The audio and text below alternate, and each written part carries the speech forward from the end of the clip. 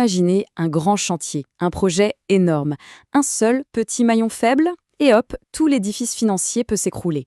Souvent, ce maillon, c'est la sous-traitance. C'est une pratique essentielle, bien sûr, mais aussi très risquée. Heureusement, pour éviter la catastrophe, une loi a été pensée comme un véritable bouclier. Voyons un peu comment elle fonctionne. Voilà la question à plusieurs millions d'euros, littéralement. Un artisan a posé toutes les fenêtres, une PME a fini l'installation électrique, mais l'entreprise qui les a embauchés dépose le bilan. Comment être sûr qu'ils seront payés pour le travail accompli? C'est exactement ce casse-tête que la loi de 1975 est venue résoudre. Ok, pour bien saisir la force de ce bouclier, il faut d'abord mesurer le danger. Un grand projet, en fait, c'est une chaîne d'entreprises, toutes connectées les unes aux autres. Et comme pour n'importe quelle chaîne, sa solidité, elle dépend de son maillon le plus faible. Franchement, un chantier moderne, ça ressemble à une chorégraphie hyper complexe. Il y a le client, l'architecte, l'entreprise générale, et puis des dizaines de spécialistes. Mais dans ce ballet, un seul faux pas financier peut déclencher un effet domino absolument dévastateur pour tout le monde. La loi, elle, est très claire. La sous-traitance, c'est quand une entreprise principale délègue une partie de sa propre mission à une autre entreprise. Vis-à-vis du client final, l'entreprise principale reste la seule et unique responsable du projet. Mais pour une tâche bien précise, elle va faire appel à un spécialiste. Et là, attention, c'est une subtilité, mais elle est capitale. La loi ne protège que la sous-traitance, pas une simple vente. La différence, c'est simple. Si une entreprise fournit des fenêtres standards tirées de son catalogue, c'est une vente. Par contre, si elle fabrique ses fenêtres sur mesure, spécialement pour ce chantier, et qu'en plus elle vient les installer, alors là, oui, c'est de la sous-traitance. C'est toute la différence entre le prêt-à-porter et la haute couture en quelque sorte. Donc face à ce fameux risque d'effet domino, le législateur a tissé un filet de sécurité, la célèbre loi de 1975. Son but est d'une simplicité désarmante, garantir que le travail qui est fait soit un travail qui est payé. Point. Et voici peut-être le concept le plus fort de cette loi. Elle est dite d'ordre public.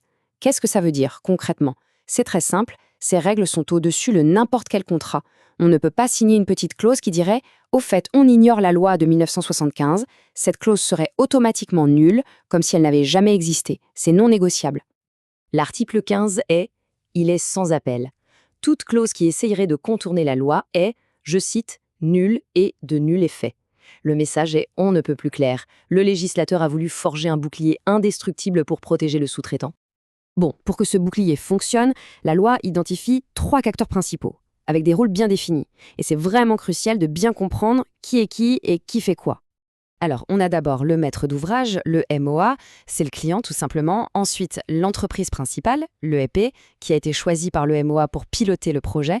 Et enfin, le sous-traitant, l'EST, qui est engagé par l'EP pour une mission bien spécifique. MOA, EP, ST. Il faut bien garder ces 3 rôles en tête. Cette chaîne de contrat, c'est vraiment la clé de tout. Le MOA signe avec l'EP signe avec le ST. Mais attention, point très important, il n'y a aucun lien contractuel direct entre le ST et le MOA.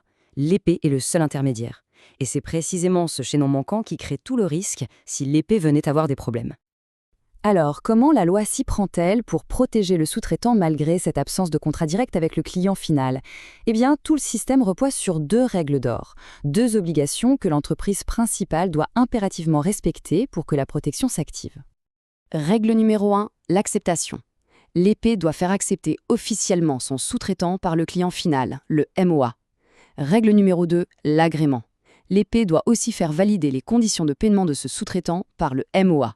Si une seule de ces 2 conditions manque à l'appel, le filet de sécurité se déchire. La protection disparaît. Ok, maintenant qu'on a les règles du jeu, voyons comment ça se passe en pratique pour se faire payer. Et là, tout change selon que le client final est l'État, on parle de marché public, ou une entreprise privée. Les mécanismes de garantie sont radicalement différents. Du côté des marchés publics, il y a un chiffre un peu magique, 600 €. Dès qu'un contrat de sous-traitance dépasse ce tout petit montant, une protection absolue s'enclenche. C'est ce qu'on appelle le paiement direct. Ce tableau résume bien les 2 mondes. D'un côté, le public. Avec le paiement direct, le MOA paye directement le sous-traitant, sans passer par la case entreprise principale. L'argent ne risque pas de se perdre en route. De l'autre côté, le privé. Là, c'est différent. L'EP reste celle qui paye, mais elle doit fournir une garantie. Soit une caution bancaire qui agit comme une assurance, soit une délégation de paiement qui autorise le MOA à payer le sous-traitant à la place de l'EP. Mais que se passe-t-il si une entreprise principale est tentée de zapper ses obligations? La loi n'est pas du genre à laisser faire. Ne pas respecter les règles du jeu, ça a un coût, et il est très, très élevé. Pour l'épée qui oublie de déclarer son sous-traitant, le retour de bâton est violent. Non seulement elle ne peut plus utiliser son propre contrat pour contester une facture, mais en plus, ce contrat peut être totalement annulé, tout en l'obligeant quand même à payer. C'est vraiment le pire des deux mondes pour elle. Et ce n'est pas tout, le maître d'ouvrage, le client final, a lui aussi une responsabilité. S'il voit un sous-traitant sur son chantier et qu'il sait qu'il n'a pas été déclaré, il ne peut pas juste fermer les yeux. La loi lui impose d'exiger que l'entreprise principale régularise la situation. S'il ne le fait pas, il pourrait être forcé de payer lui-même. En gros, la loi oblige tout le monde à être vigilant. En résumé, la loi de 1975 est bien plus qu'un simple texte juridique. C'est une vraie mécanique de confiance qui vient sécuriser tout un secteur à haut risque. Elle protège les plus petits maillons de la chaîne, tout en forçant les plus gros à être transparents. Aujourd'hui, près de 50 ans après sa création, la question reste entière. Face à des projets toujours plus complexes, toujours plus internationaux, comment ce bouclier essentiel devra-t-il évoluer pour continuer à protéger efficacement tous les acteurs du jeu ?